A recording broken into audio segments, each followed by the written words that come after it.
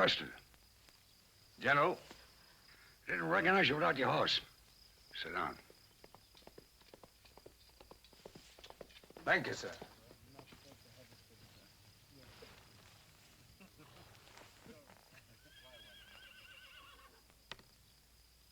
Lincoln wants us to write personally to the widows and bereaved mothers.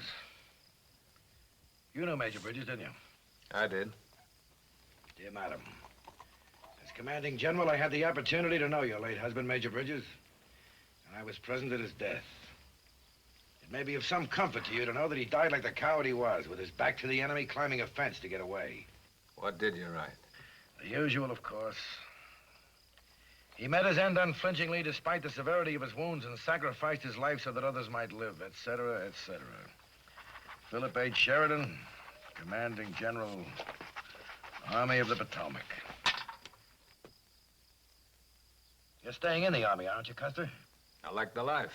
You know that. And you want me to find a post for you, someplace lively, interesting. That's what I'm here for, General. There are some Indians out west that need killing. But that's a dirty job. Not the sort of thing that appeals to you, is it? No.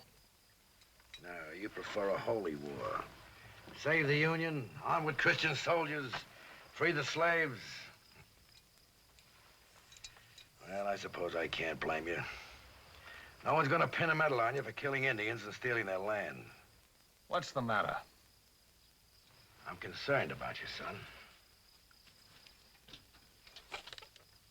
You're the only man I know who reached the top of his profession and was on his way down before he was 30. What happens to a boy general when they don't need any more generals? I don't know. Tell me. Well, I suppose the boy general could become a boy farmer or a boy bank clerk or... How about a cowboy?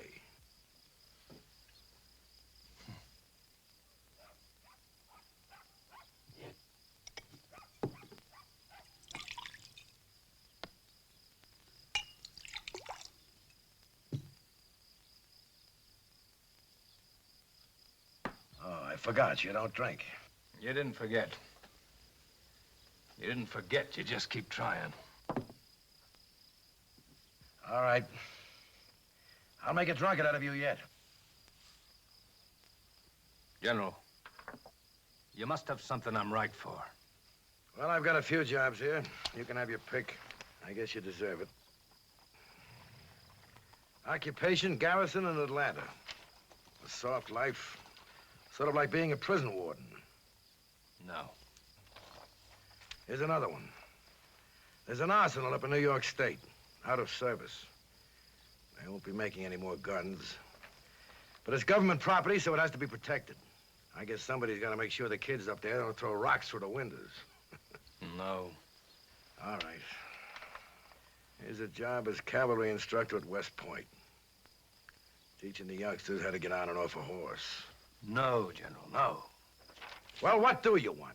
I want action. That brings us back to the Indians.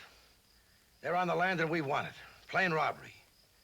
You won't be able to tell yourself you're fighting for a noble cause. You know, there must be more than 1 million of them out there. You'll be outnumbered 100 to 1. You'll be fighting against the best light cavalry in the world. And you'll have to chase those devils over the roughest country in the world. Deserts, mountains, prairies. You know, Custer, you could become a living legend. Or get yourself killed. Dead men make better legends.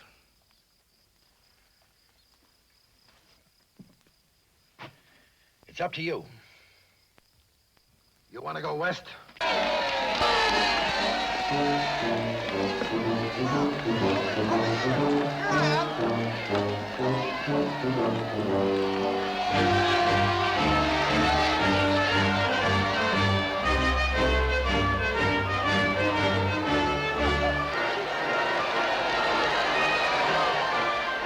Mommy, there's Daddy.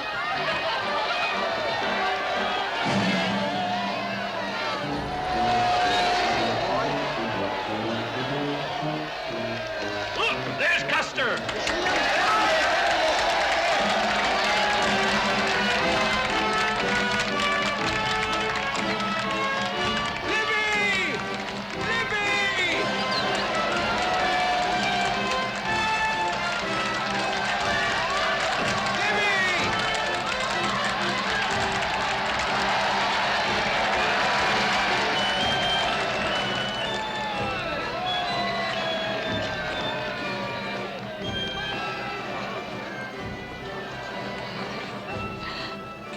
How come they didn't name the boat after you?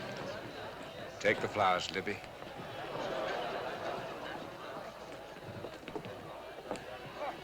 Are you really a general, Hardin? Do you think I hired this uniform? It's true what everyone's saying. You won the war all by yourself. No, I was only in 60 charges. I know I fought in every one of them, too. Alone in bed every night. You're not the only hero in the family. Did I tell you they built a statue of you outside the courthouse? How do I look? Just as you did getting off that boat. 10 feet tall. I used to go out there every day and sit beside you and knit.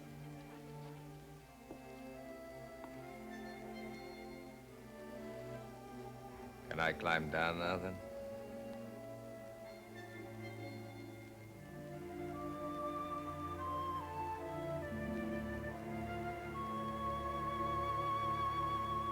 Where's your luggage?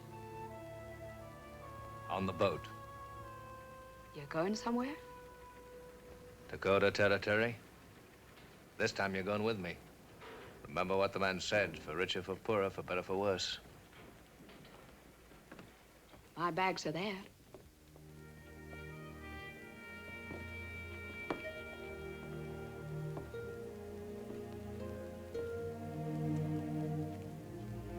Have we got a comfortable cabin?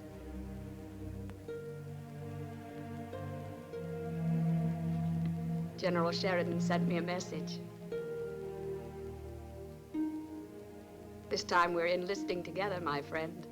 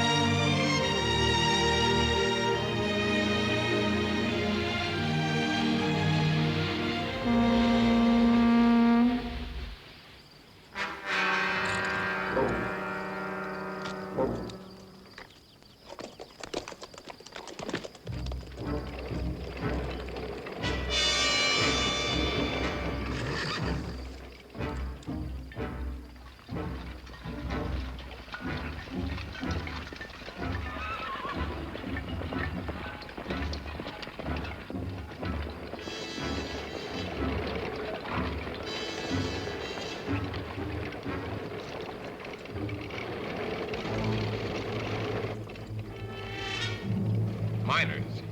I warned them. This show being put on for us? They're telling you, General Custer. Keep the settlers out of Indian territory or they'll handle things themselves. You seem to understand the Indian point of view, Benteen.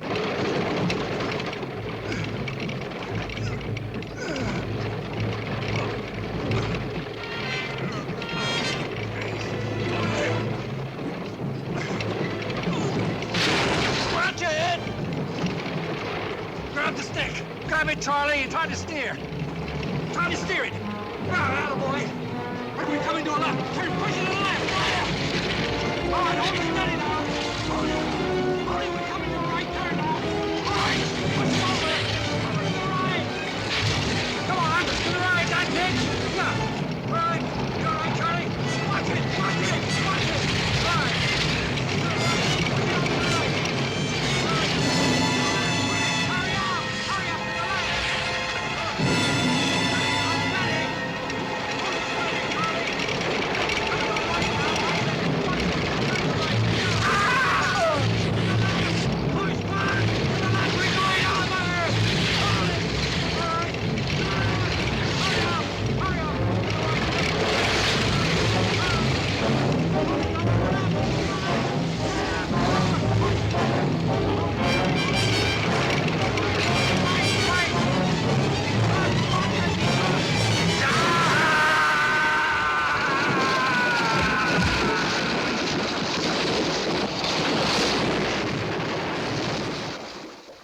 Dismount the men, prepare to fire.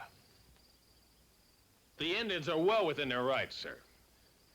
The treaty gives them the authority when they're on their territory.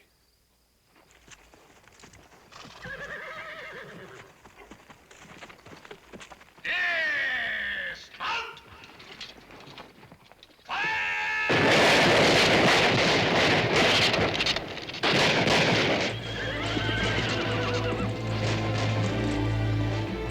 All right, the Indians are out of range. Stop wasting your ammunition. Please fire!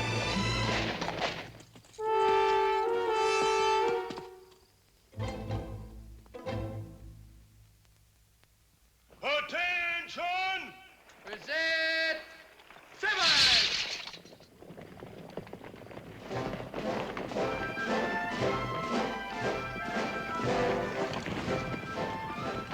Major Reno reporting, sir. Welcome to the fort. Troops ready for inspection, sir. Thank you, Major.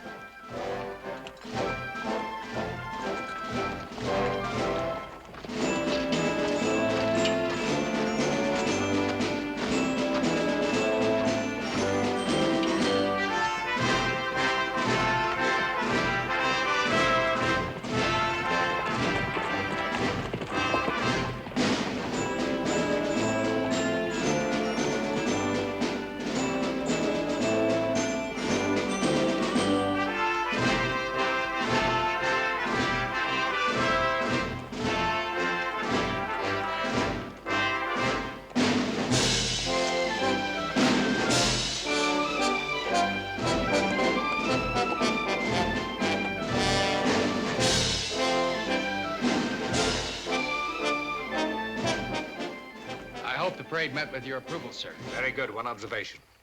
Sir, You only play hail to the chief to the President of the United States. I'll have that corrected, sir. Thank you. Dismiss the men. Yes, sir.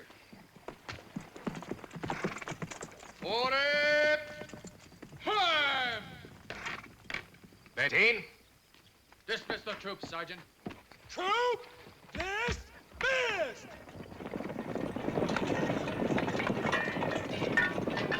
Why'd you join the Army, Captain?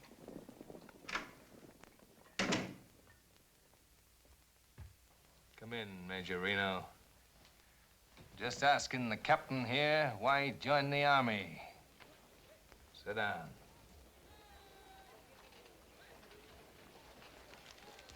You're a crusader, ain't you? You saved the Union. Now you want to save the world. Well, that's not the kind of army I'm gonna run. Yes, sir. Now, Major, what made you choose the military way of life? Well, sir, I was born into it. I came from a long line of professional soldiers, sir. My father fought with Andy Jackson, and my brother was at the Alamo. Your father drunk, too? I'd like to remind you, sir, that I'm an officer and a gentleman. I was wondering, Major, if you come from a long line of drunkards. By the way, that parade of yours out there, that was the most miserable-looking parade I ever saw in all my life. How many drinks do you have today, Major? One or two? Can't remember? I'll tell you why you joined the Army. Yeah, because the Army give you a home. Because blind or sober, no matter how many drinks, you're entitled to the salute. You're entitled to the respect of every officer and man under your command. Major, there's no law says you can't drink. But if I find you drunk on duty, once, that long line of officers is gonna end right here.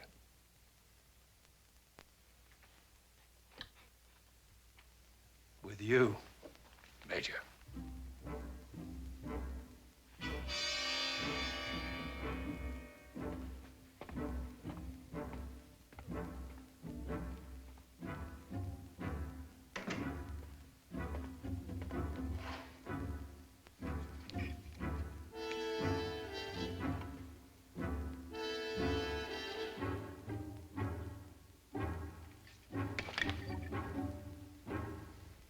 You like him as much as I do, Benteen.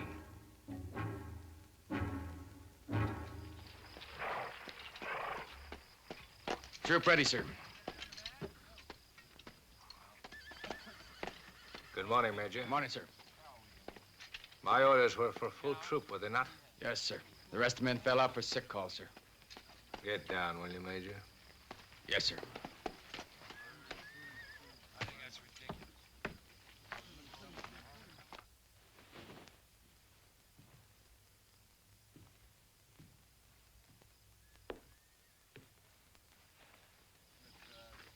Morning, Sergeant. Got an epidemic here, have you? Malingerers, every one of them. Do you mind if I have a word with your patients if they're not too sick? They're as healthy as mules. Thank you, Sergeant. I want the cook, Major. Yes, sir. Now then, soldier.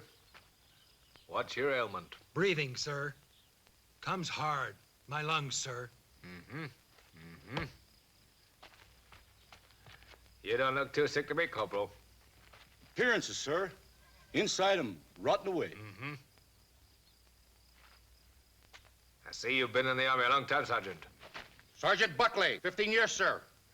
This illness come over you sudden like? Yes, sir. Must be catching, eh? Yes, sir. Yes, sir.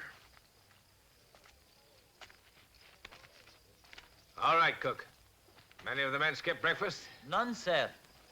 What do they have, a good meal? Yes, sir. Liver onions, Liver and onions? flapjack, Flapjacks? steak, Steak? fried potatoes, Fried potatoes? biscuits, Biscuits? pie, and coffee. Pie and coffee? All right, thank you, cook. Surgeon,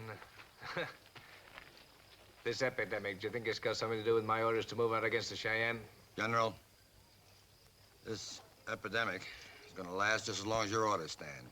Unless the men get the right treatment, of course. What would you prescribe? A little mild exercise, perhaps? Might be just a thing. I'd try it. With your permission. Major, I want all the men out here in 10 minutes with rifles and full packs. Yes, sir. That goes for officers, too, Major Reno. Yes, sir. You heard what the man said? On the parade ground, in full field gear, in 10 minutes. Get the lead out!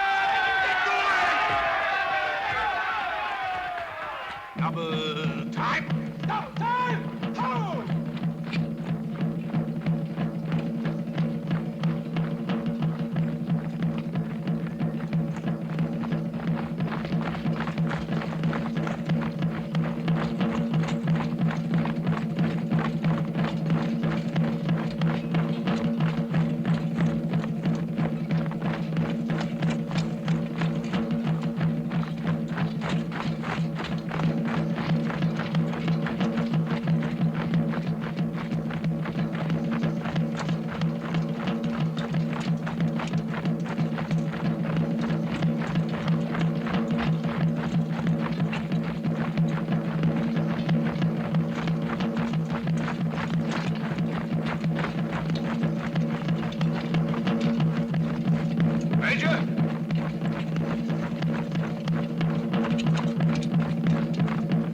Sergeant. Up, 2, 3, 4. Pick 'em up. Up, 2, 3, hip, hip. Up, 2, 3. Up, 2, 3, 4. Up, hey. Up, 2, 3, 4. Hey, hey, hip.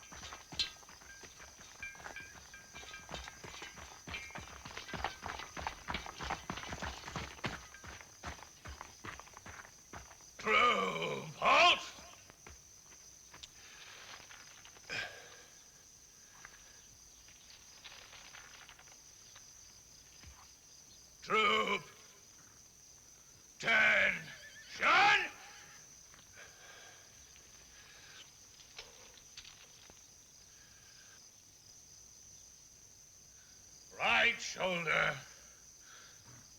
Arms!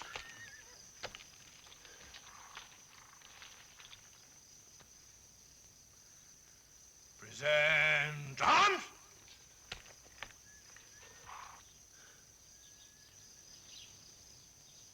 Port arms!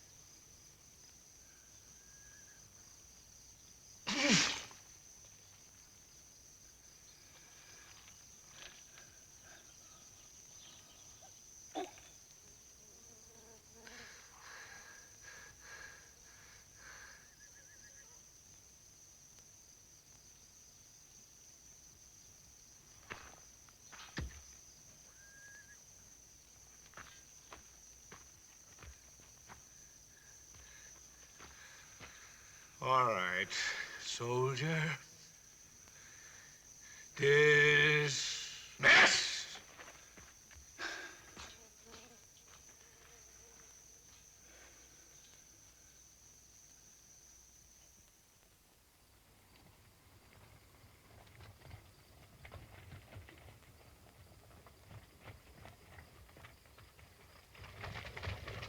Lieutenant, Cheyenne.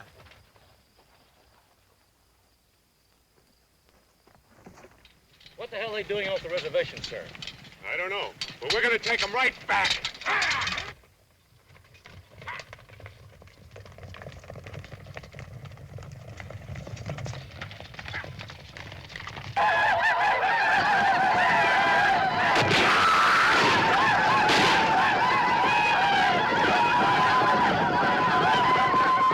Hold it, man! Hold it! There are too many of them.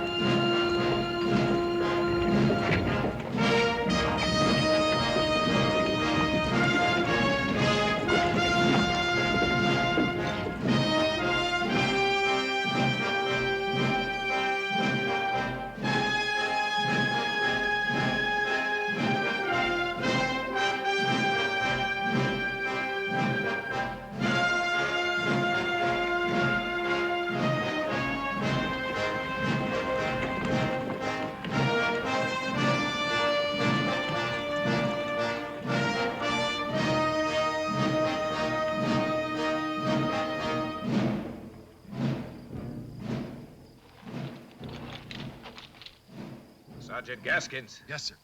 We'll split the column, take the wagons up the trail. Yes, sir.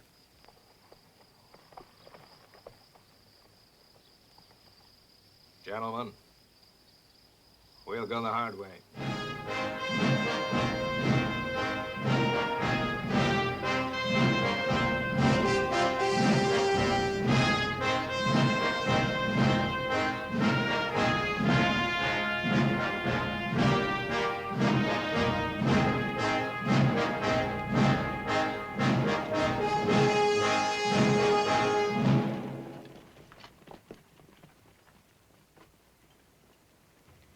They're headed straight into the desert, sir. Hard going, dragging guns and wagons through that sand. Harder on the men, sir. Worse for the horses. We've got to punish them, sir. They killed 2 of our men. Right. We'll lose a lot more than 2 men if we go chasing them down out there. Well, Now, listen. There's 35 Indians out there. If we lose them, every Cheyenne on the reservation will figure he can get away with it, too. 6 months from now, we'll be chasing 4,000 of them. That's going to be much worse on the men and a lot harder on the horses. So give the order, Lieutenant. Yes, sir. All right, let's move them out.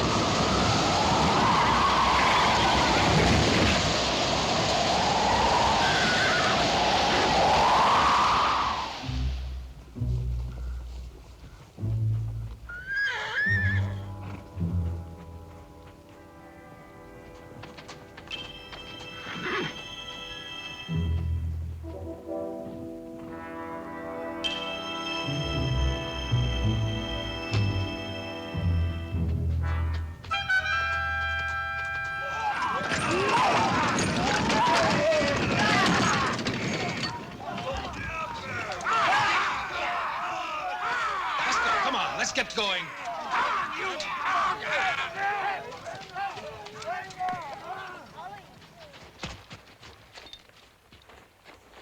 We can't move it any further. Take it apart. Put it on runners. Yes, sir. Break out the tools.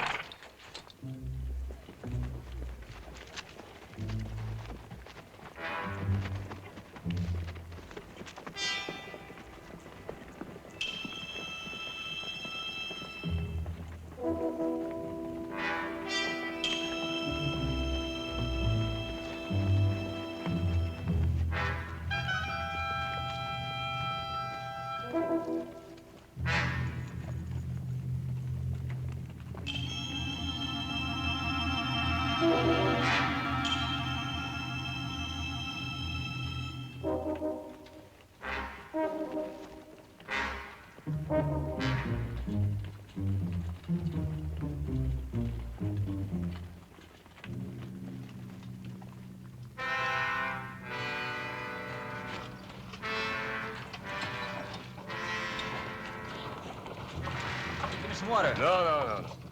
Give me some water. No water. I'm not thirsty. The Give me general's some water. orders.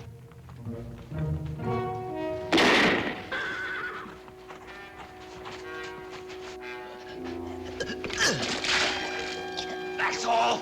Get away! Get away! No use chasing him, sir. The sun's got him.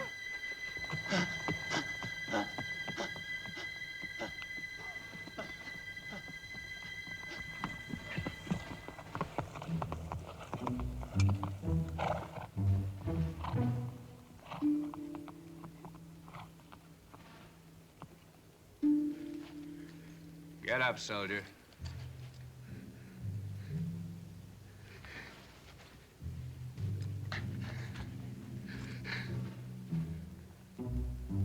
Sun will be down in an hour. We'll all have a drink. Come on, boy.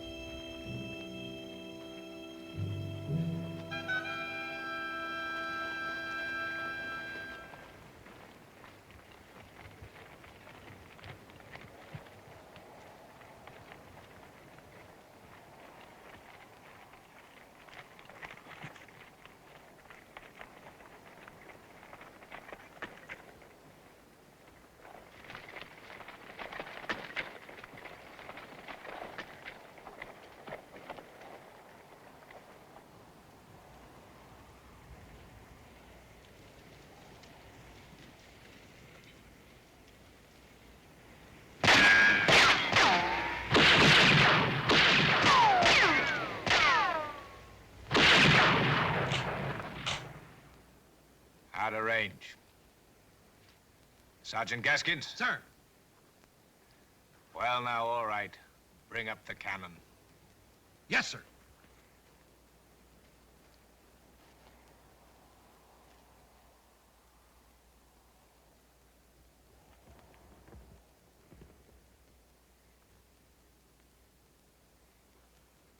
Fire.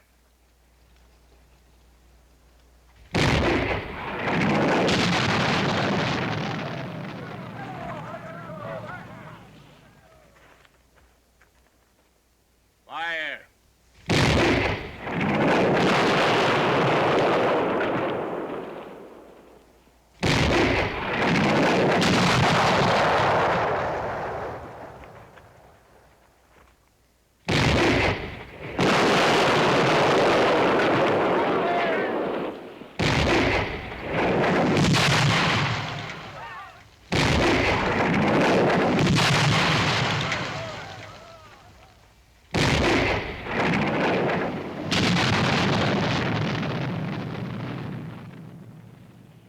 All right, Sergeant.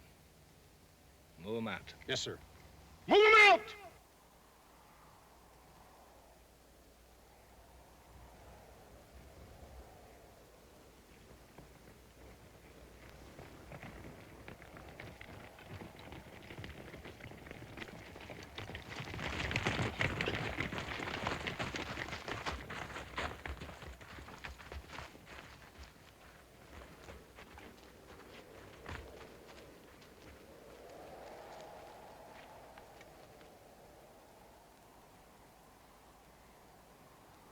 Buckley, Sir?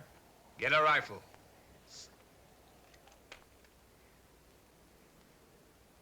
Shoot over their heads.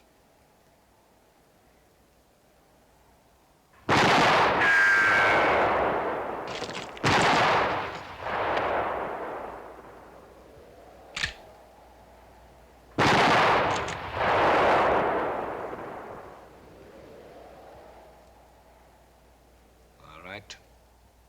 Knock one down.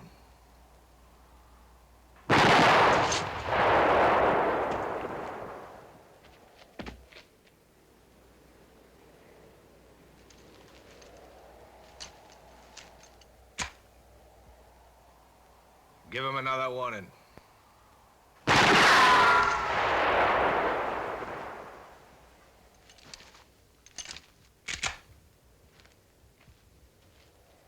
Knock him down.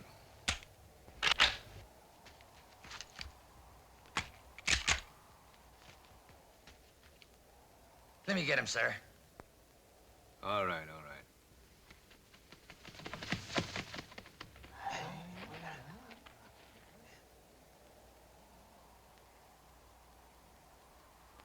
Wait a minute. Wait a minute.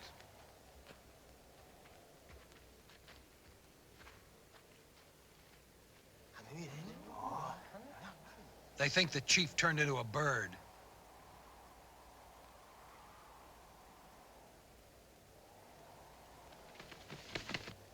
Shoot the bird down, Sergeant. Shoot it down.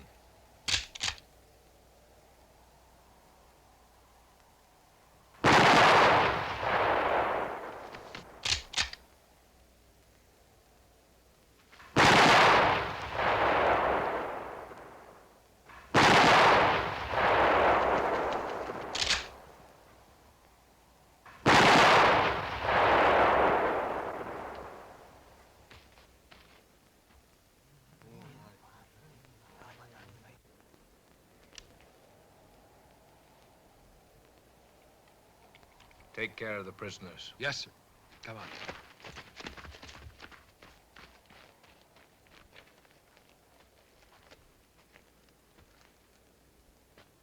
How about that Indian up there, General? Just shot him down, Sergeant.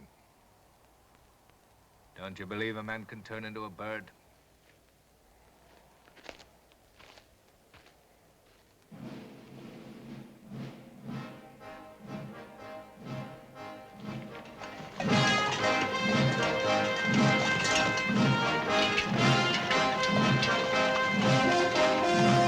Look at them, sir.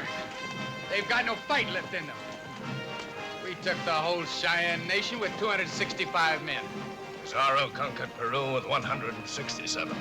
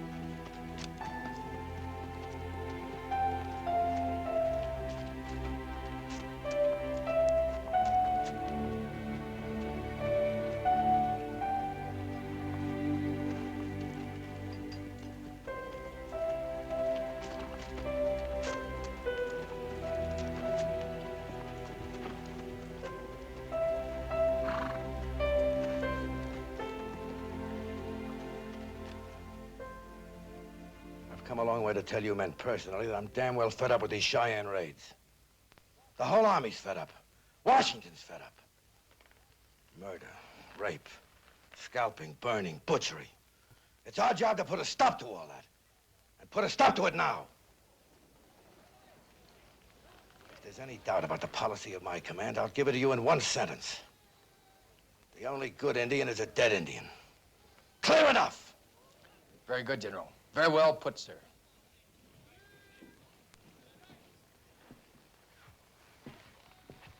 You don't look too happy, Captain. Don't you approve? I'm afraid I don't, sir. Since we steal their land and break our treaties, we have no excuse to murder them, too. Another bleeding heart. The country's full of bleeding hearts. Now we even have them in the army. Coffee, gentlemen? Just for two. That's all for now.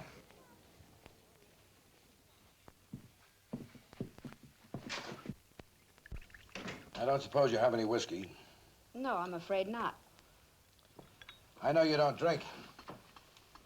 But you might keep some around for those who do. I'll fetch some for you from the store. Thank you. Will there be anything else? Yes.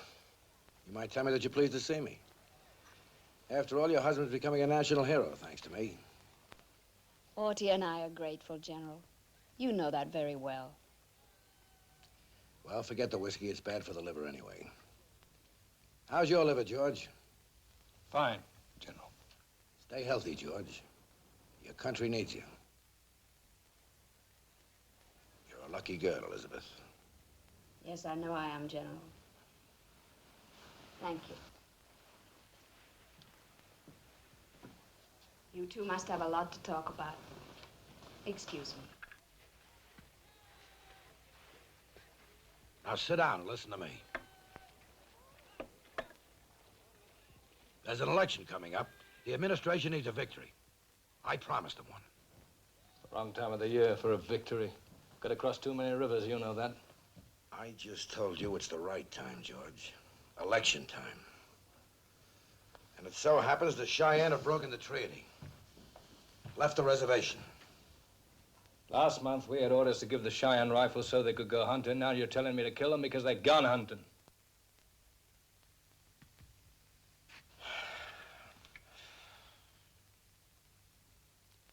I read in all the eastern newspapers that you're General Custer, the great Indian fighter. I'm told you have the best cavalry regiment in the United States Army. And I'm telling you to go out and fight them. I wish you'd tell me how to surround 10 Indians with one soldier. No one knows your war record better than I. I'm betting on Custer's luck. General, there's 4,000 Cheyenne in the villages of the Washita. I've got 400 soldiers. George, I'm out on a limb. I can't crawl back. I think you owe me this one.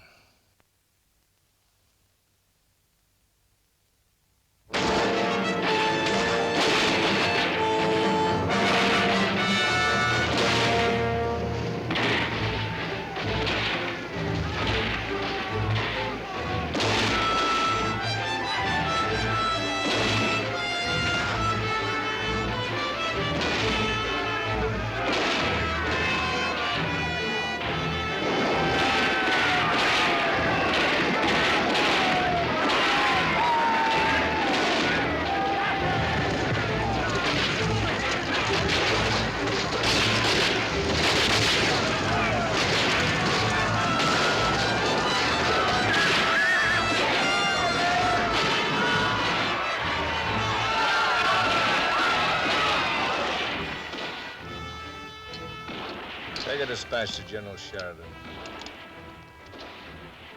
Despite overwhelming odds, a great victory was won here today. Factors contributing to our success were: one, the Indians were asleep. Two, the women and children offered little resistance.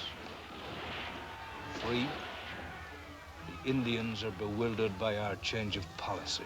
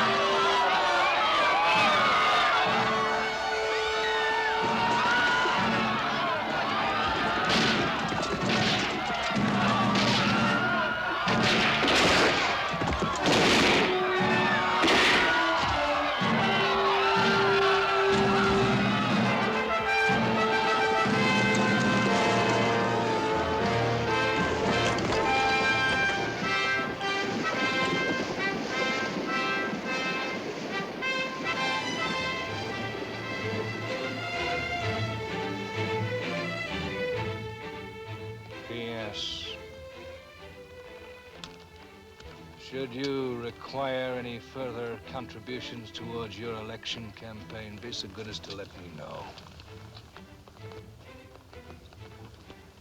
Your obedient servant, George.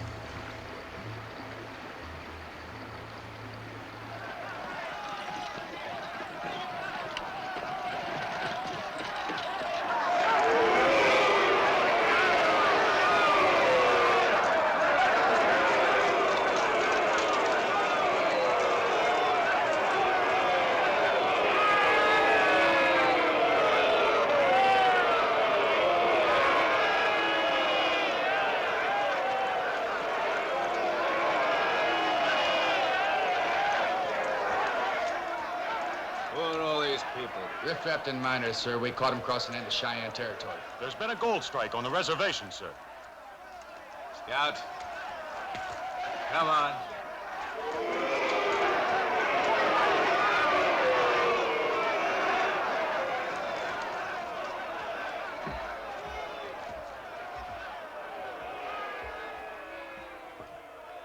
How long has this rebel been here? 4 days, sir. And we can't keep them here, sir. With your permission, sir, I'd like to march them back to the railroad and ship them back east. Gold, Captain, gold. Send them men away, sir, and they'll just bring back 1,000 more. Oh, we've already pushed the Cheyennes out of half their territory. We can't let these people take the rest of it. Come in, gentlemen.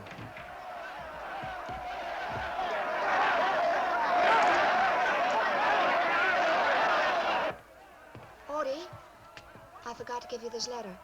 It's from General Sheridan. Thank you, dear. Sorry to keep you waiting, gentlemen. Excuse me. All right. Go ahead, Captain. Tell him. Tell me what? I brought somebody to see you. Who? A Cheyenne. About what? Talk to him. He's right here. Make him any promises? I only promised him that you'd see him. Speak English? Been to Washington twice. Has negotiated 2 treaties, both of which we've broken.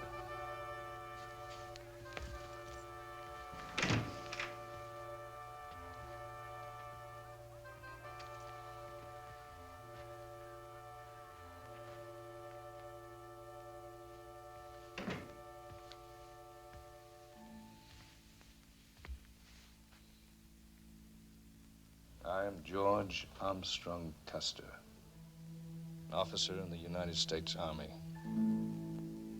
Now, the captain here tells me that you understand English. Is that so? Good. Because I want you to understand me very clearly.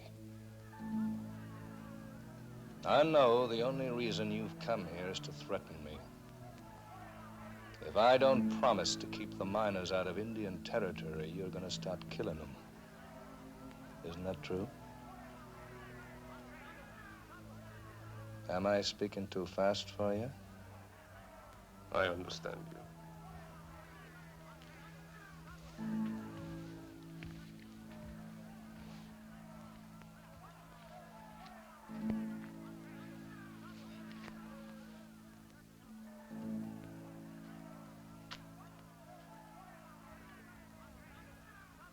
I hope I can make it plain to you that I won't bargain with you about the miners.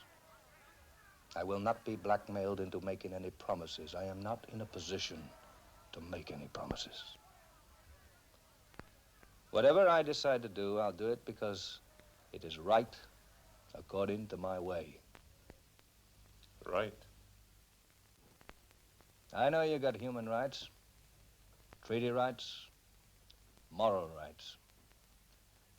And if ever I should forget any of them, there's always Captain Benteen here to remind me every day.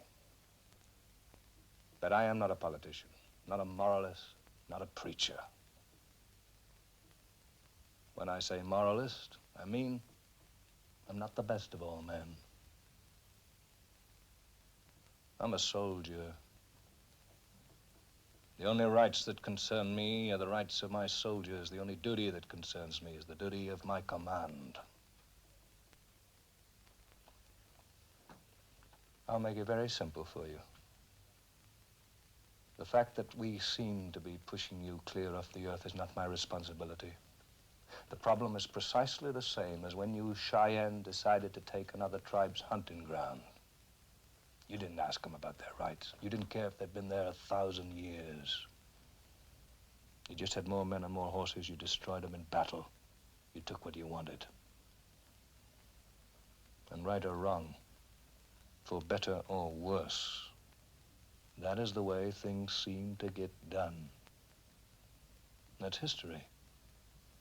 I'm talking about history. You are a militarily defeated people. You are paying the price for being backward. And whatever my personal feelings, and I don't say I have any, there's nothing I can do to change all this. Do you understand? I understand. Captain.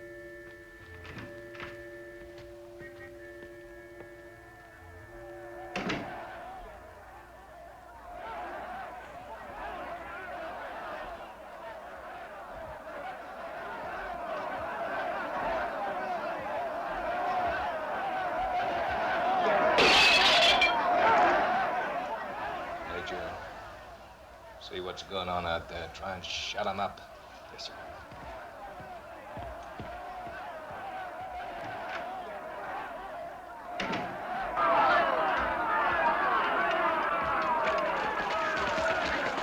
You let me through! Let me through! I'm gonna Put that man in jail. You can't hold us here! Hey! What's going on here, Sergeant? We're gonna have trouble in here, Major. What are these men doing? We're digging for gold, sir. This is government property, mister. Save your breath, Major.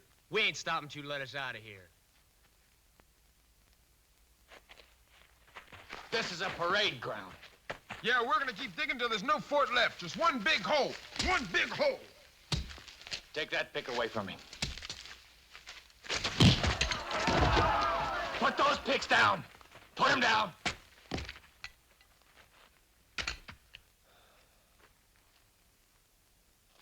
Lock these men up, Sergeant. Put him in the guardhouse.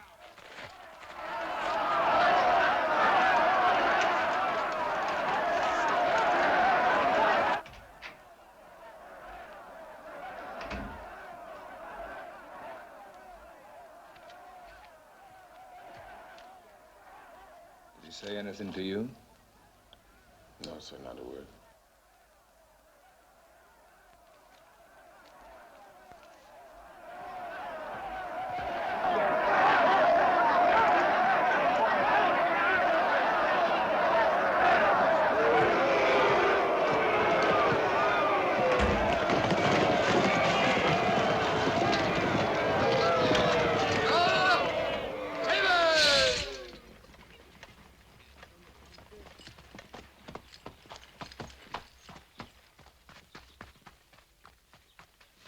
Sir, the second platoon's gone.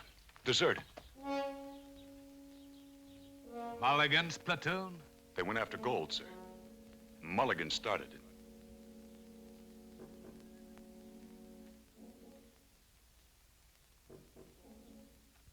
Major. Get that mob out of here. Where, General?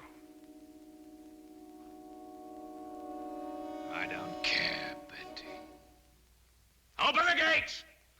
Throw them all out! You're letting him go into Cheyenne territory. You know that, don't you? I know that, Benteen. I know that. Get them out! Yes, sir. Open the gates!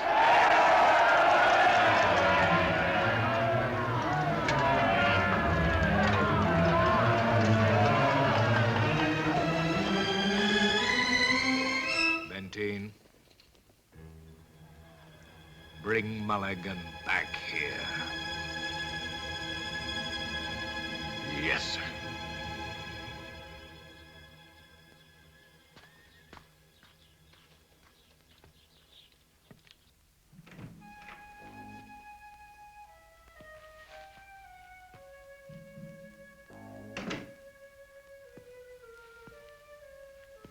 Was it an important letter? The one from General Sheridan?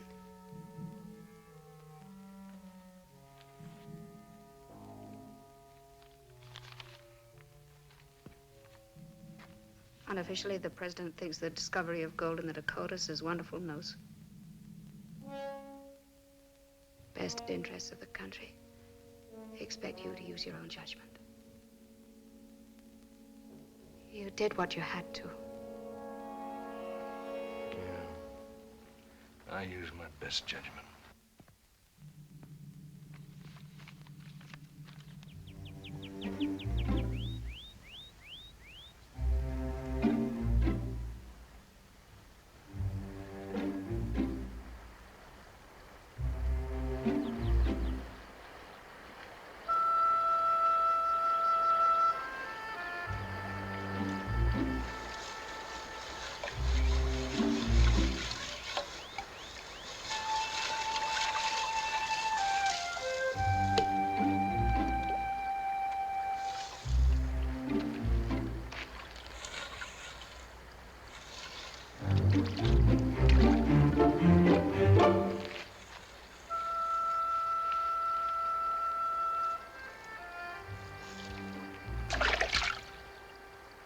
Captain!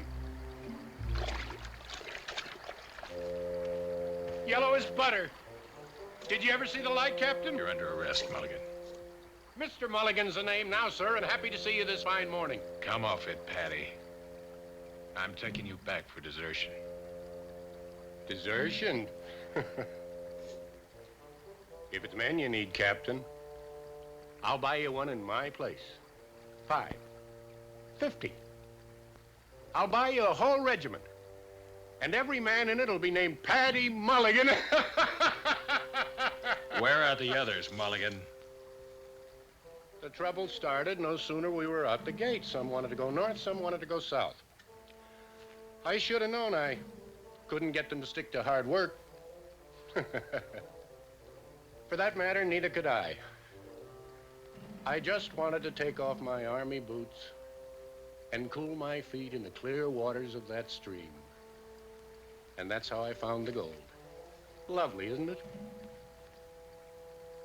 There's enough here for both of us, Captain.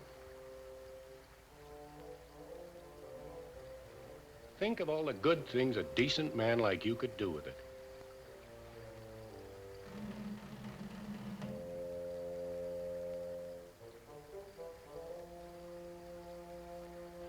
Oh, well.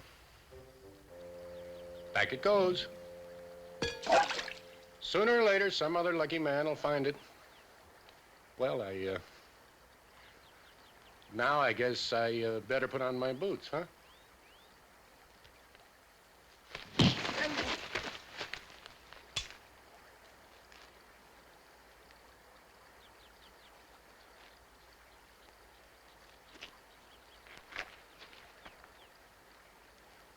I'll do you no harm, Captain. You can have your gun back. Just let me go. All I ask is your word.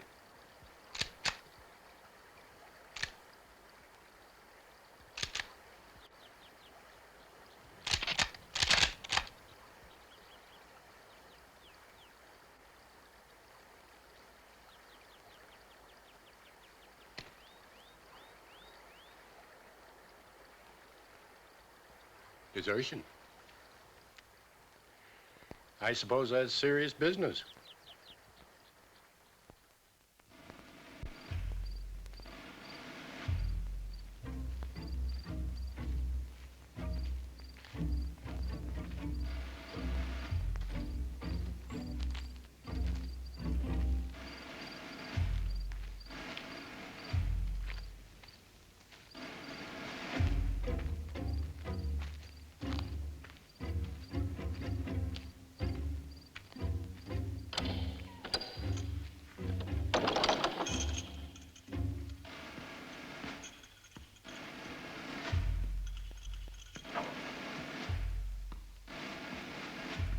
At ease, Sergeant.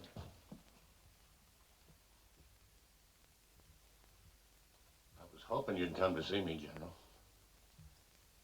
Chaplain tells me you get new evidence. That I have.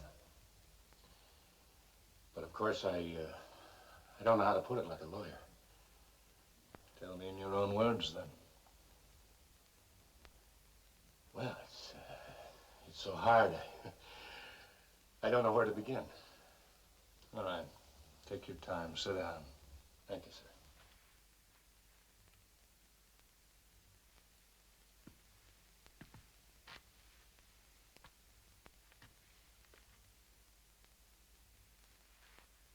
They asked me what I wanted. Anything you like, considering it's your last request, says the captain. Then I'll take strawberries. And if they ain't ripe, I'll wait. You get it? I told him I'd wait. Go on. I hope you're not in a hurry, General. If there's any man with his eye on the clock, it's me. Now, where was I? New evidence. Oh, yes. New evidence.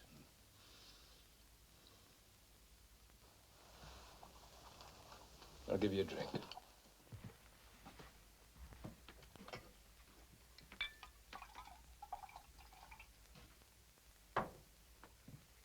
Thank you, sir. All right, sit down.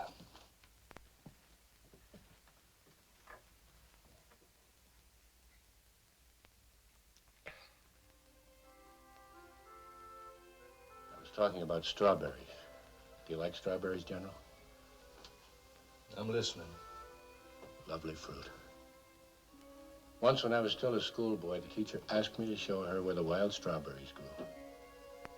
I was happy to oblige. Her being a pretty thing and not much older than myself. Berry picking we went. It was a beautiful day. The berries were shining against the green like rubies. And after a while, she said to me, "Mulligan, you're giving them all to me." And I looked in her basket, and it was true. Strange. And then I understood. I was in love. It was the first time. Sergeant, if it's company you want, I'll send back the chaplain. Come morning, you'll be taking more than a few minutes of my time, General.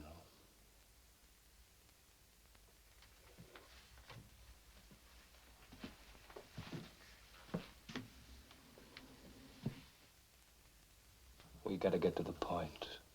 Yes, sir. That's right.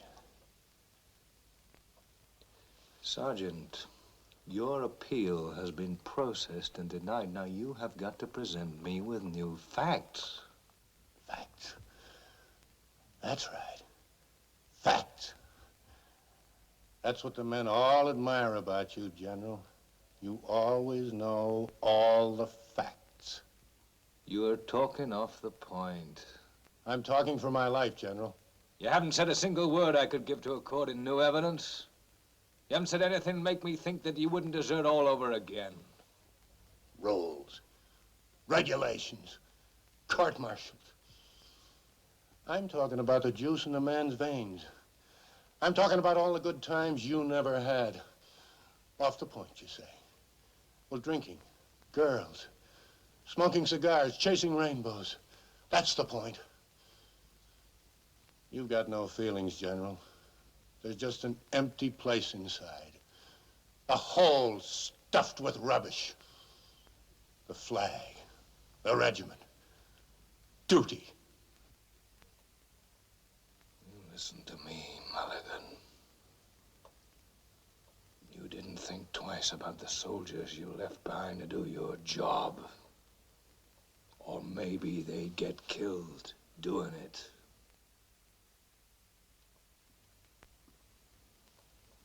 All you ever wanted was to strike it rich. Well, it wasn't to get rich. I didn't desert for the gold.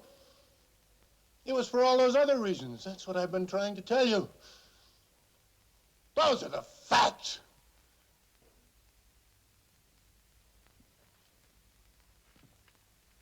I have to go now. Go on, General. Go home. Your wife is waiting for you. Sergeant, maybe you wanted too much out of life. Maybe life doesn't have that much to offer. Guard.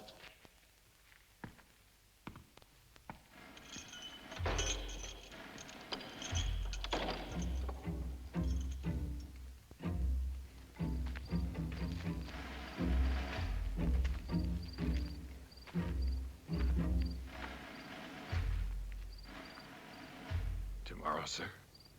Daybreak.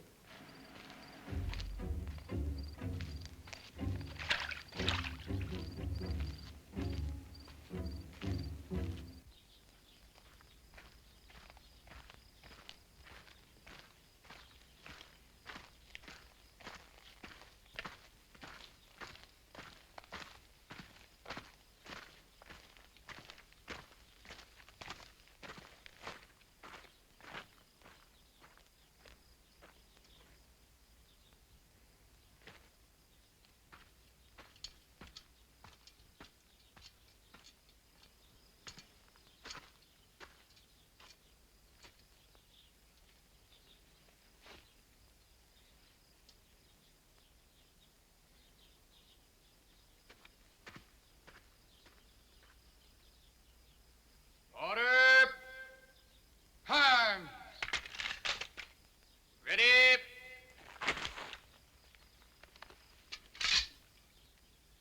Aim!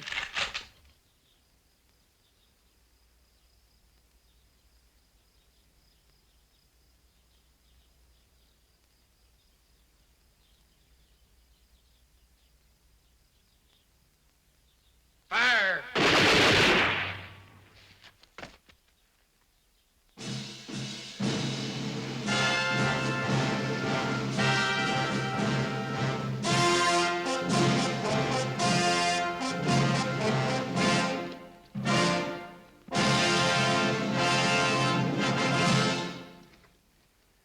Mrs. Custer, I want to introduce you to His Imperial Highness, the Grand Duke Alexis of Russia. Madame, je suis ravi de présenter mes hommages à une aussi charmante personne.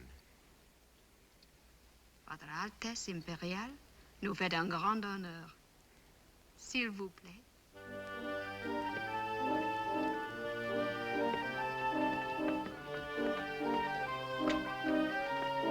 You know, that Duke's really a nice guy. Too bad I never know what the hell he's talking about. Why don't you learn French? It's the language of diplomacy. You trying to tell me I'm not diplomatic?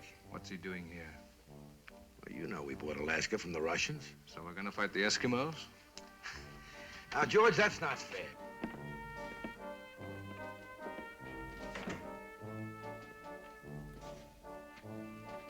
You know something? The first thing the Duke said when he came to Washington, I want to meet Custer, the Indian fighter. It's a fact. Yeah, you're a big man along the Volga. You know something? You're not doing so badly at Washington either. You've got a lot of important friends there. Who?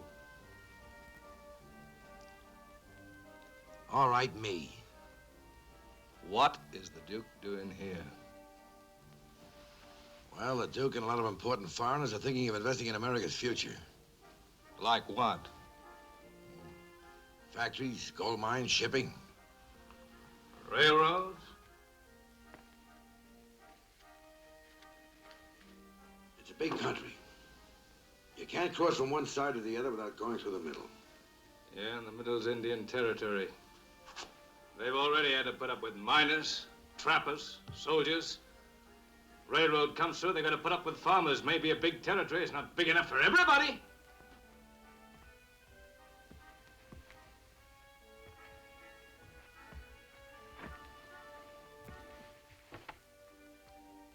All right, then something's got to give, doesn't it? You know this is going to cost us an awful lot of soldiers.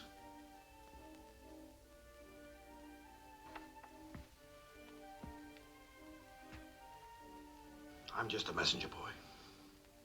I got the message, now you've got it.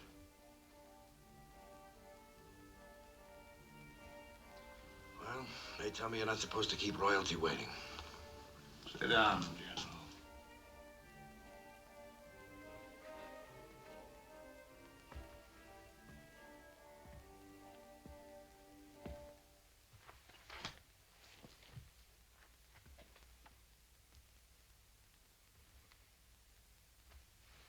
You said I got friends in Washington.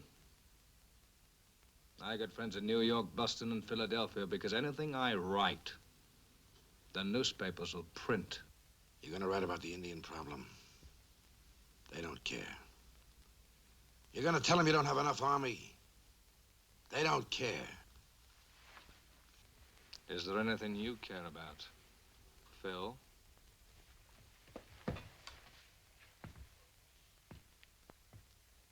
I won't try to stop you. If it'll help you sleep any better, go ahead and attack the railroads. Blast the administration. Damn the Secretary of War. Do you really think that's going to stop the trains coming through?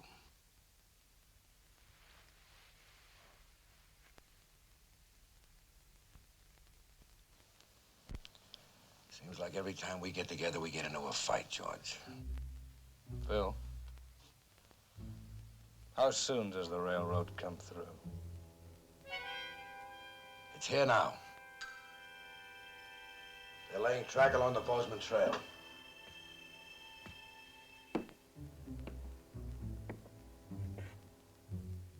The only good Indian is a dead Indian. I fed that stupid line to every officer I've sent west.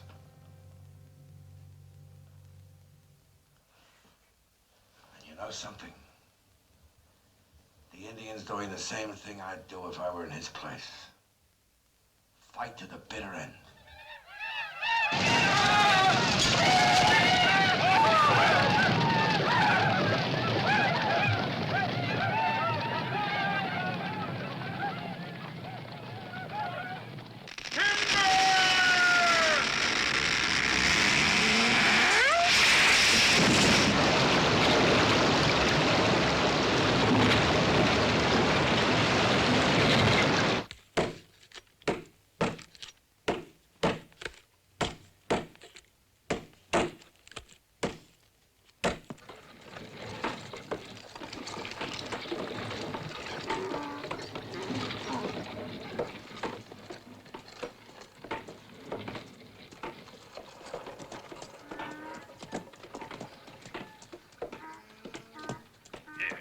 Come on here. Come along.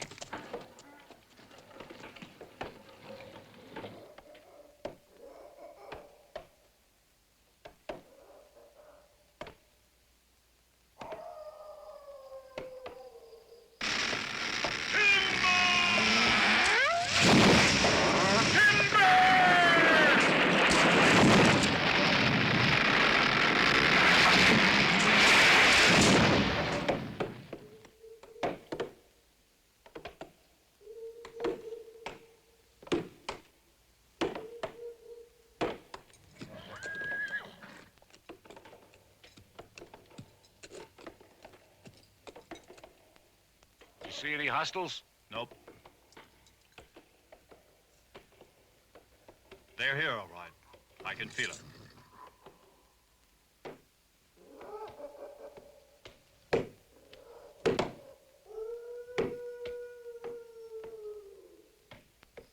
We're turning this nice hunting ground into sawdust. Just to build a lousy railroad. When this line gets to San Francisco, I'm going to take me a ride and see the Pacific Ocean. You're never going to have enough money to buy a ticket.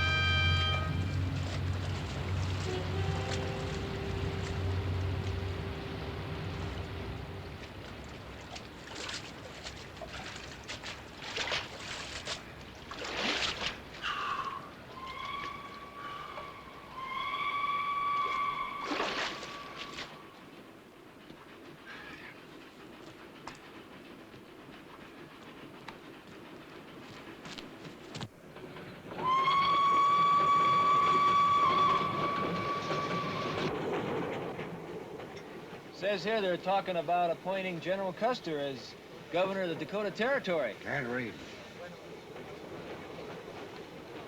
Can't read, son, never could.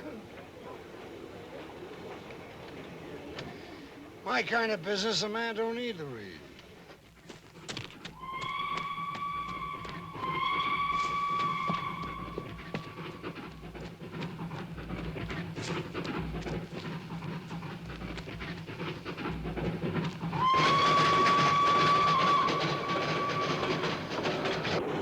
Solid gold from my own gold mine. Chain, too. Ring, too. These days, I don't like anything but gold to touch my skin. Even here in my mouth, son. See that? You know why, son? You know why? I like the taste of gold.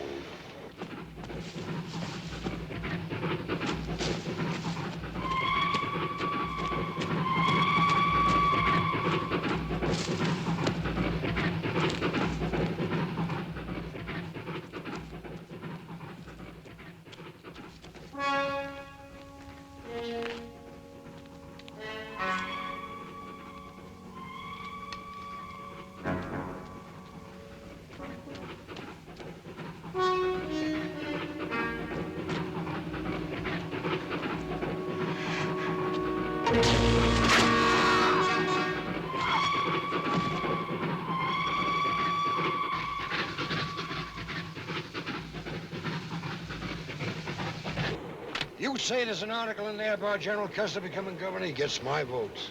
He's the one that opened up the territories. The gold territory. Yes, he sure did.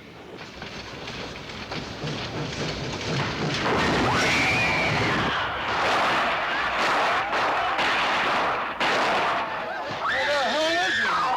Oh, who? General Custer. Supposed to be guarding us. Stay down. I can uncouple the car. We can roll down. I'll cover you.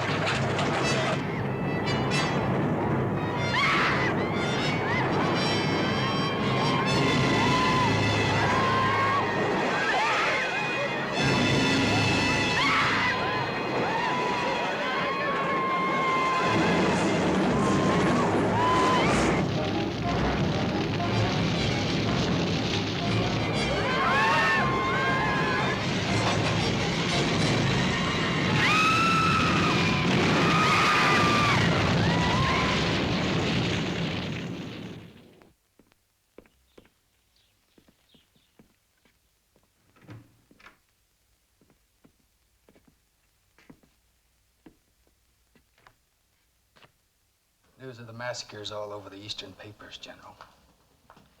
Flags are flying at half-mast. President's declared a day of mourning. Tell me, General, why did you choose the Army as a career? A telegram came from the War Department. Shall I read it, sir? To General George Armstrong Custer. You are hereby relieved of command and suspended from active duty.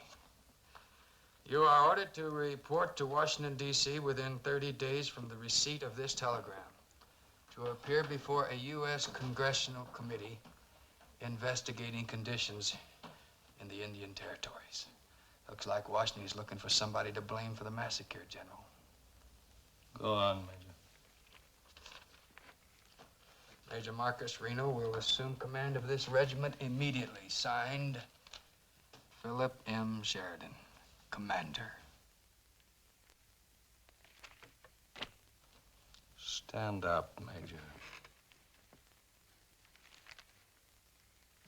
As the new officer in command here, do you happen to have any changes in mind? Few. I made this command. I like it the way it is. Is that clear? Yes, sir. When this Washington thing is over, I'll be back. Make no mistake. I'll be back.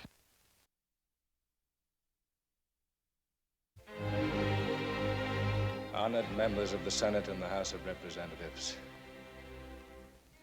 I have been listening to your debate on the Indian problem for 9 days. There is no Indian problem. There is only a white problem.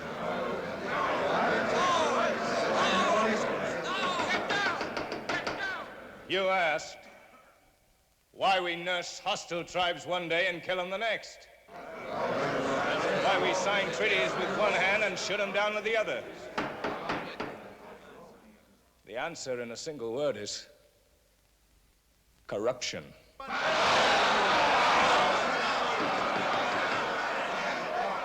The American people have the right to know who is responsible. The answer is, look to those who are reaping the profits from this dual policy.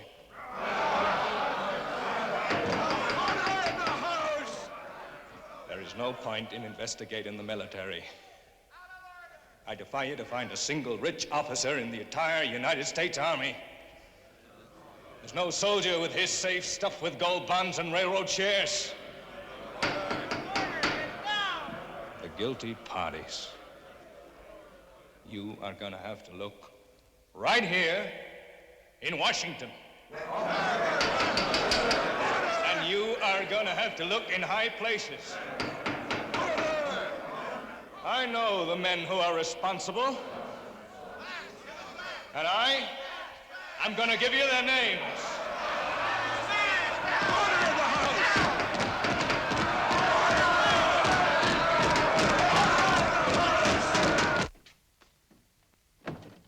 Excuse me, Major, but the mail just came in. Good. Hey, look at this. 7th Regiment has made the front page of the New York Herald. Hey, listen to this. Impeachment procedures have been taken by Congress against Secretary of War Belknap because of General Custer's testimony. Belknap has already tendered his resignation. Can you imagine that, the Secretary of War? Listen to this, sir. Orville Grant, brother of President Ulysses S. Grant, was accused by General Custer of accepting a $1,000 bribe. Where? Here. Brother of the president. Can you imagine? Custer really knows how to hit him where it hurts, doesn't he? Boy. I wonder what happens to the general now. I'll tell you what happens to Custer. The big brass won't kick him out of the Army. No, he's too popular for that now. They got their own way of handling his kind. You know what they'll do? They'll probably send him off to Europe to count the horses in the Russian army. Or they'll just leave him on suspension, indefinitely, without pay, until he rots. He'll just sit around, knock on doors, write letters, eat his heart out. Finally, he'll wind up in some hotel lobby talking to strangers, telling them what a big man he used to be. And it'll serve him right.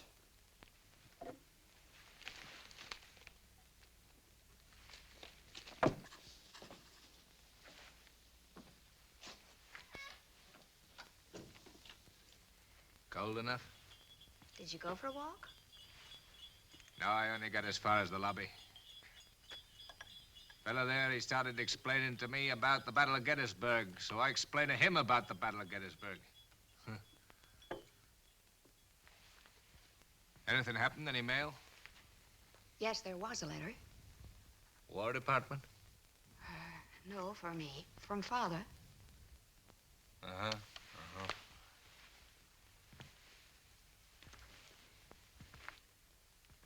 Did you see Sheridan? No, well, his adjutant left me word that he'd see me this week for sure. He doesn't want to see you, Artie.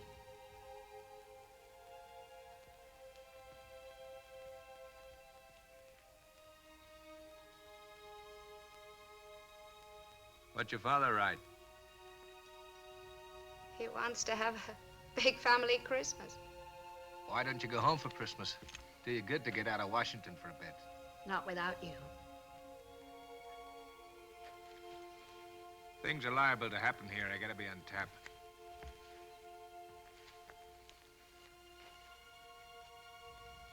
Let's go back to Michigan. No, I gotta stay here. The Army needs men like me. Sooner or later, they'll find that out.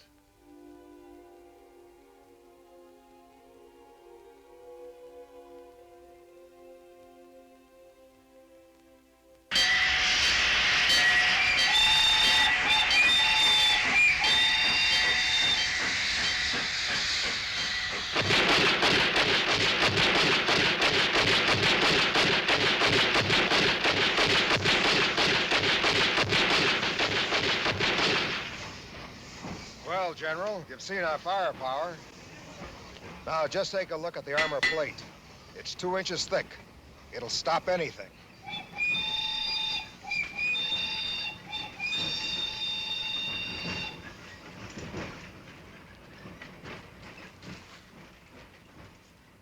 Why'd you bring me here?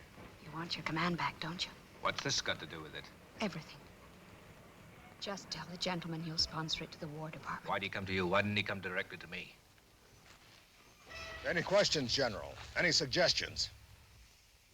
Yeah, I don't see any place for the horses. That's right, sir. There won't be any. The cavalry's a thing of the past. The object of war is to defeat the enemy, isn't it?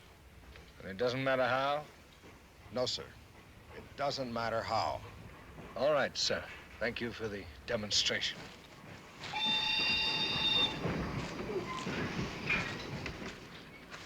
Order you please take another look at it? What for? All right. I'll tell you. It was Sheridan's idea. He came to me and said, have George sponsor the train. He'll get the credit for it, and that'll give me an excuse to bring him back. But it's useless. The War Department will never accept it. They already have, General. The contracts are drawn and ready to be signed. What do you need me for, then? Sheridan's suggestion. We're just trying to cooperate. How about it? War isn't just killing, you know. It's a contest. It's a man against a man. That's a machine. Personal courage wouldn't count. Honor, duty, loyalty, everything a soldier lives by would be wiped out. All you have left, statistics. How many men would the machine murder today? 100? 1,000? 10,000?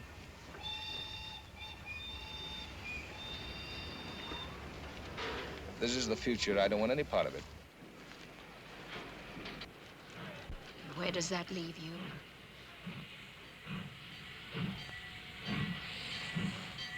With the Indians?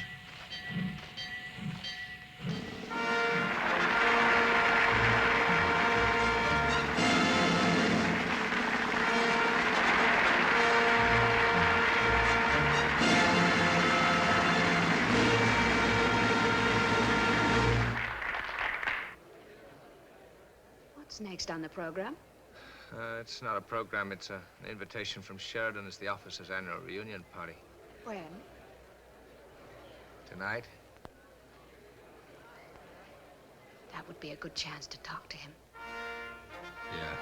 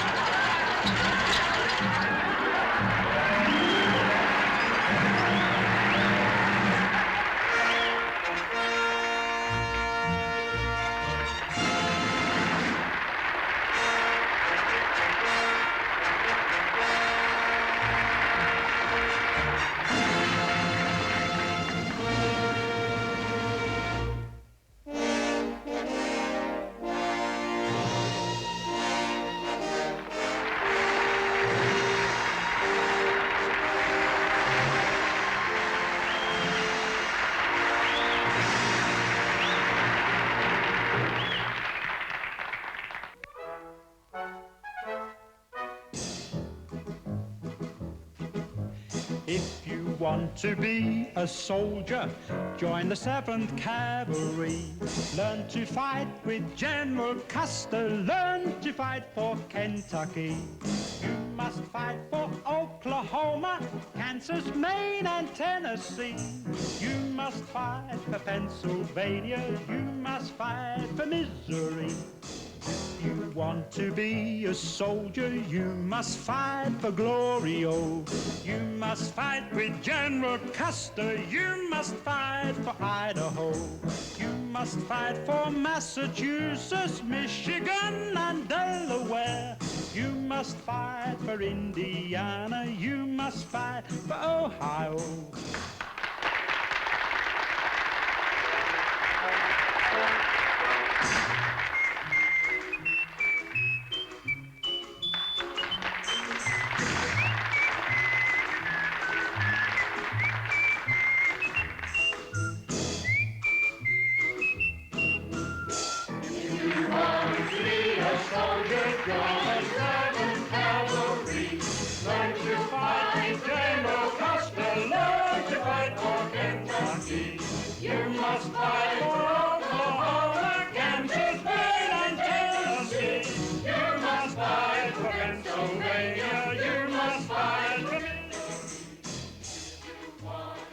Libby.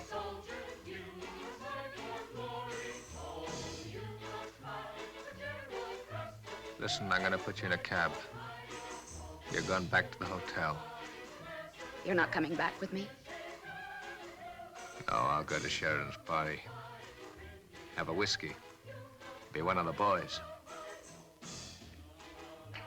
Not tonight. You can talk to him tomorrow. No. I need a drink. When I lay back in gay Chicago, I get laid back in gay Chicago.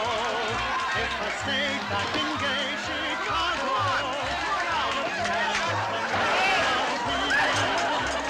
Tell me, do then, Nellie, my darling, are you true then, Sally, my love, Whiskey. Mary, my sweetheart, Maggie, my dear.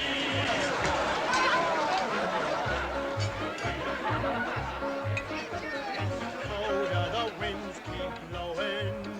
In Dakota, it's always snowing. If I'd known where the rails was going, I'd have never come way out here. Tell me, do then, Nellie, my darling, are you true then, Sally, my love, and Mary, my sweetheart, Maggie, my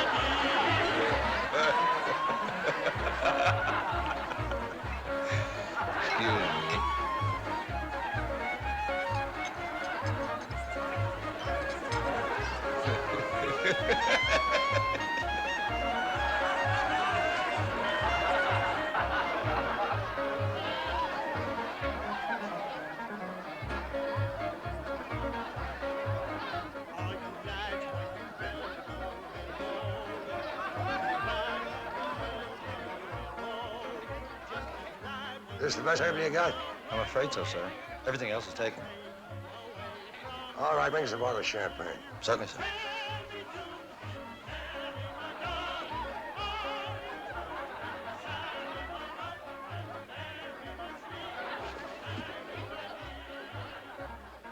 Well, when did you get here? 6 months ago, but you didn't have time to see me. Don't tell me George Custer's been drinking. I've not only been drinking, I'm drunk. Well, good. It's about time. Come on, sit down. Join the party.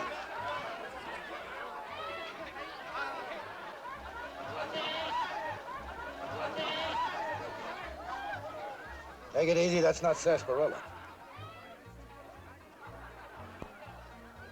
I came here to see you. No serious talk tonight, George. Tomorrow. My regiment's got notice. It's gonna be another big Indian war, that right? I tried to get you back, George, but after you shut your mouth off in Congress, I couldn't. The president hates your guts. Why the hell did you have to name his brother Orville?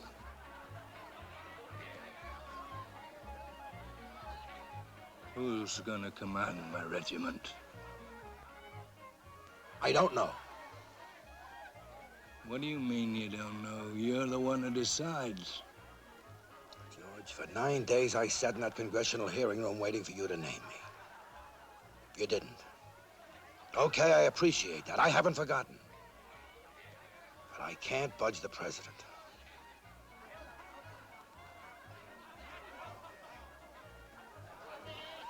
I never let you down, Phil.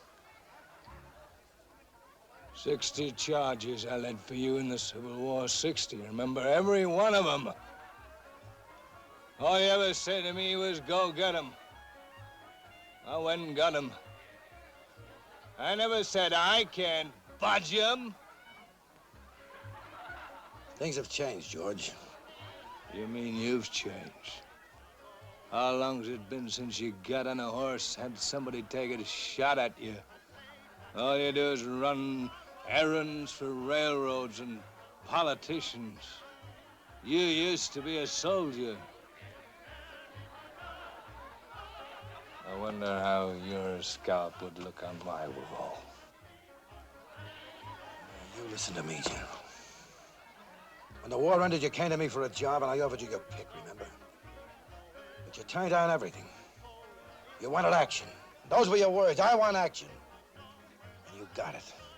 You got glory, too, didn't you? That's all you ever cared about. That's what's the matter with you, George. You're a glory hunter.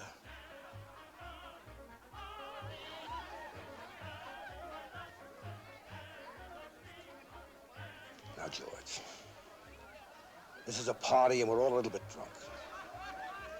So we're gonna forget everything that's been said here tonight. All of it.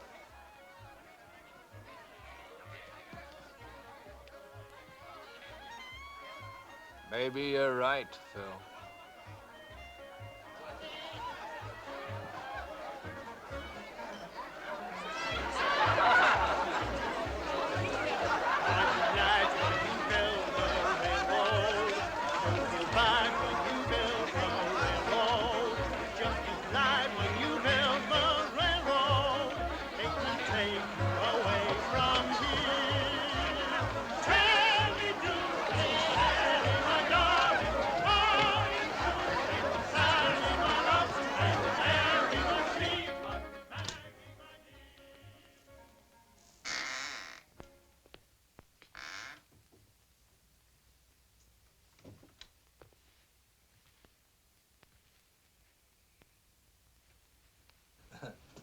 Dear, I need pen and ink. I gotta write a letter.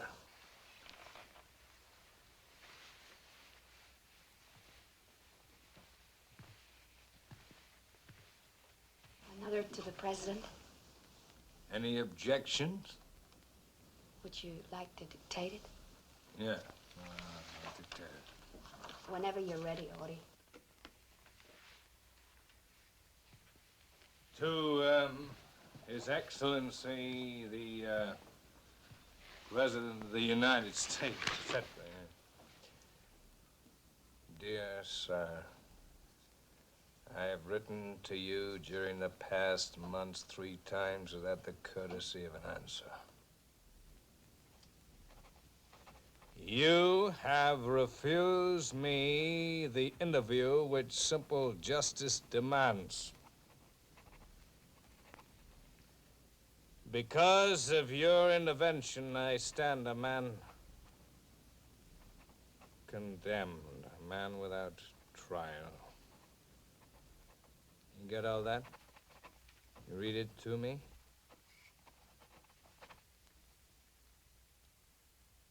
Sir, my regiment has been ordered to join the expedition about to move against the Indians.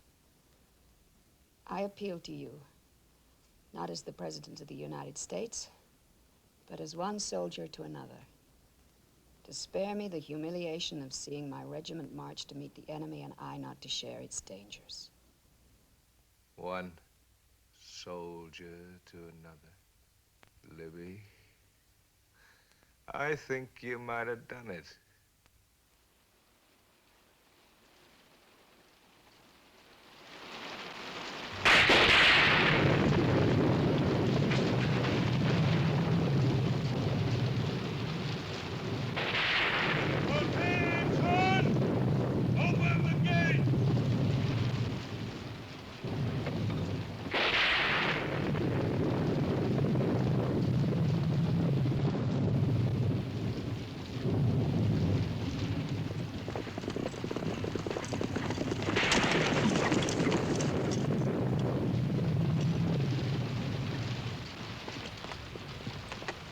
Welcome back, sir. Thank you, Captain. Welcome back, General.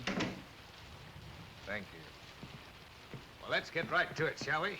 Now then, this campaign's gonna be a joint operation. General Crook from the south, Colonel Gibbons from the north, 7th Cavalry from the east. The rendezvous here, Little Bighorn, June the 26th. We should have hit them 3 months ago, General. From my scout report, there's more out there than a few hostiles. Yes, sir. They're building up strength every day. The Cheyenne, the Sioux, the Oglala, the Miniconjo. Give me the reports, Major. Yes, sir.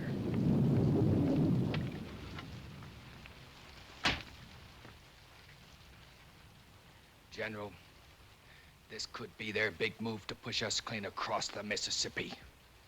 Right, right. But victory here at the Little Bighorn will break the resistance. This may be our last chance to fight, Major.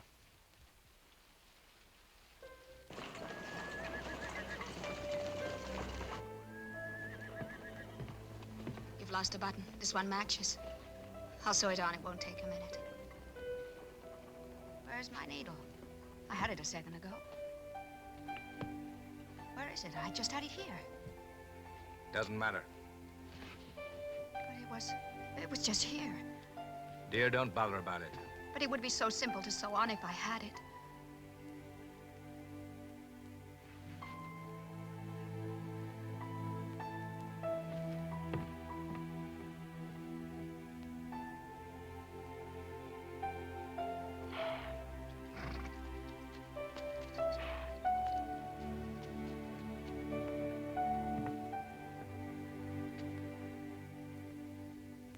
Your needle was in my coat.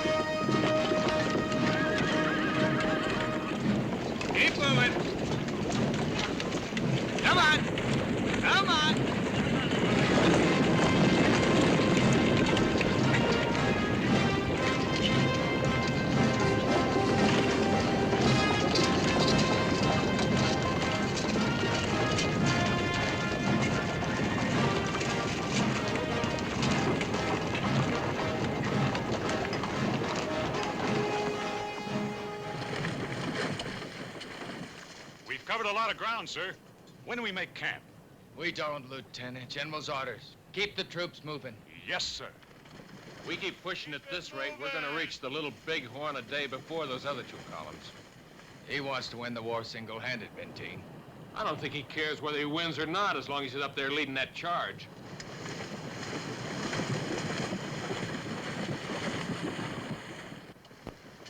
General, why do you want to get there first? Because first is first and second's nobody. When we cross the river, we'll split the 3 columns. Yes, sir. 3 columns!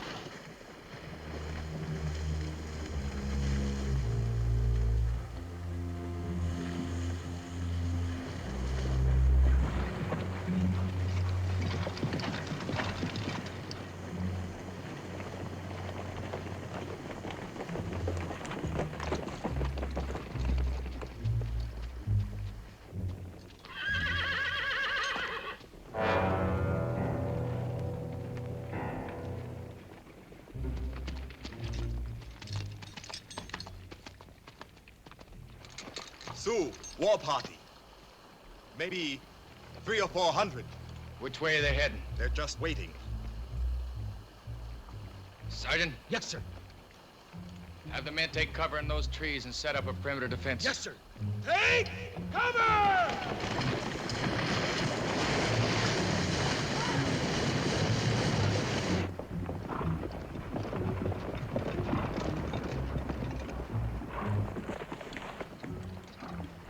You see anything?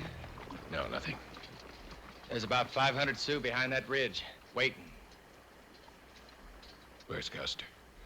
Hadn't shown up yet. We'll wait, Captain. Have your men deployed in the trees. Corporal! Sir? Disperse the men. Yes, sir. Alarm! Forward! Alarm!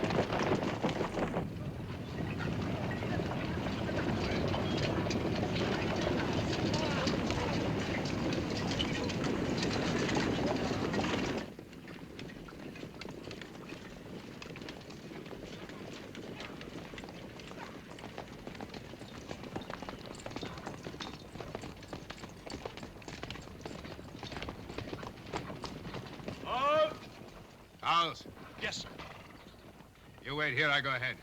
Alone, sir? With the scout. Could I go with you, sir? There might be some action. Hot for glory, ain't you, Lieutenant? You don't win a General Star staying behind, do you, sir? Your orders are to take over. Unless you hear from me direct, you do not advance beyond this point. Clear? Yes, sir. Cheer up, Lieutenant. You may get your chance of promotion yet. Scout? Sir.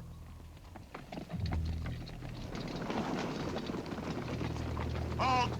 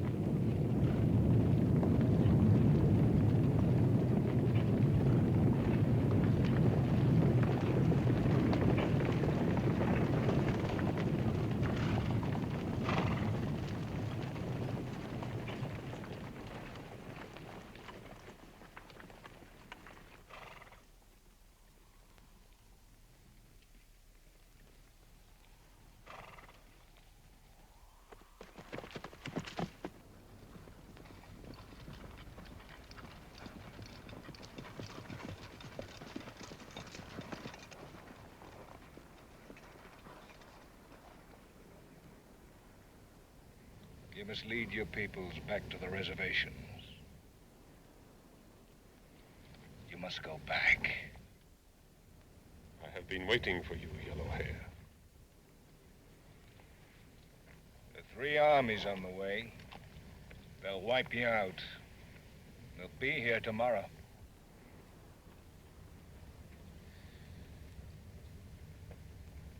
Today is a good day for fighting.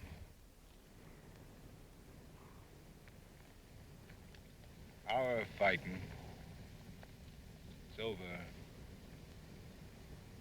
It's over, I tell you. Trains. Steel. Guns that kill by thousands. No horses! It's over. Steel. Just steel. No men. All this, it's finished. This is all over. For the last time, then.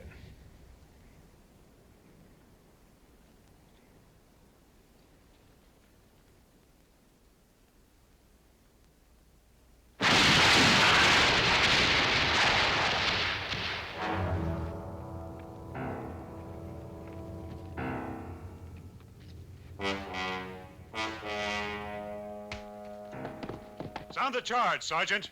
We're going after Custer. But, Lieutenant, his orders were to wait. I'm in command. Sound the charge. Yes, sir. Troop! Ho!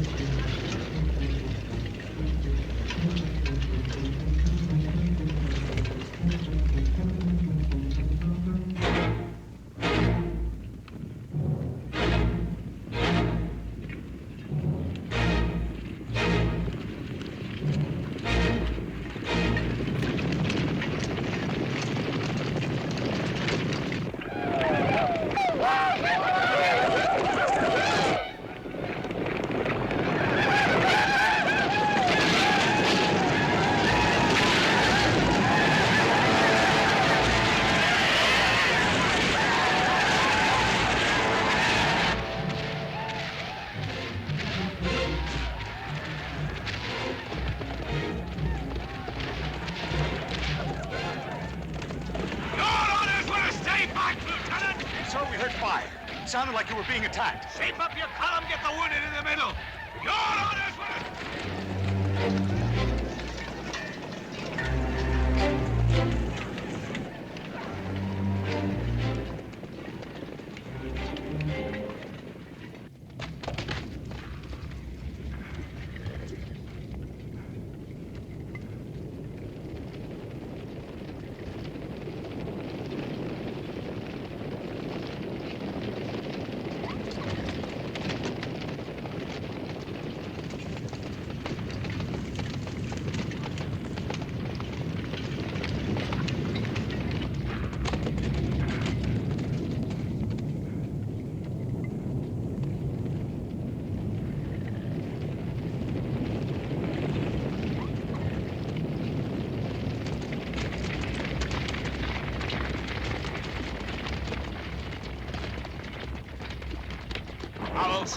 Sir?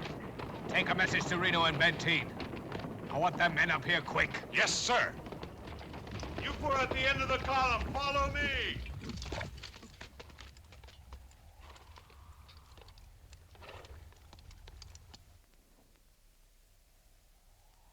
Sergeant,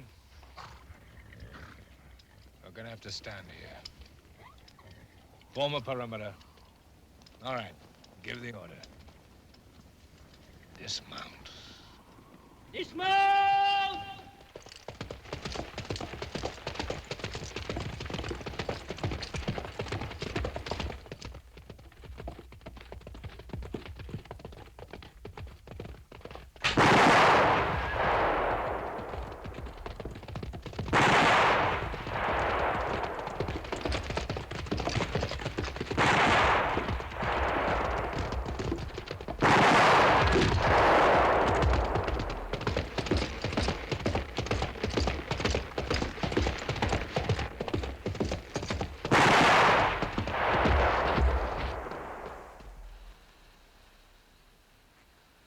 I can't tell you what's going on out there, Captain. He's probably met up with those Indians he's been chasing so hard. He's found what he's looking for. Whatever happens, Captain, it's his own doing. He's getting what he wants. Most of us never do. Captain, you might say he's luckier than you and me. Take your hands off me, Major. All right. Go on.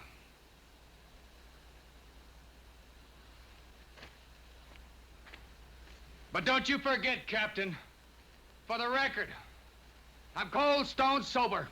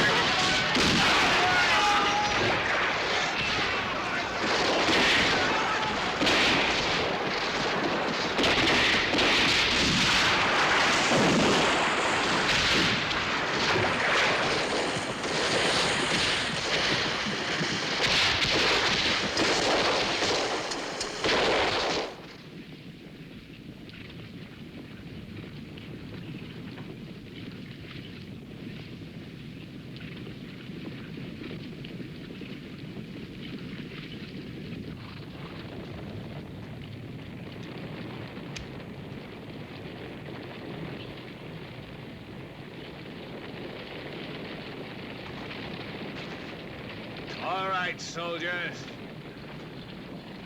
Hold your fire until I give the order.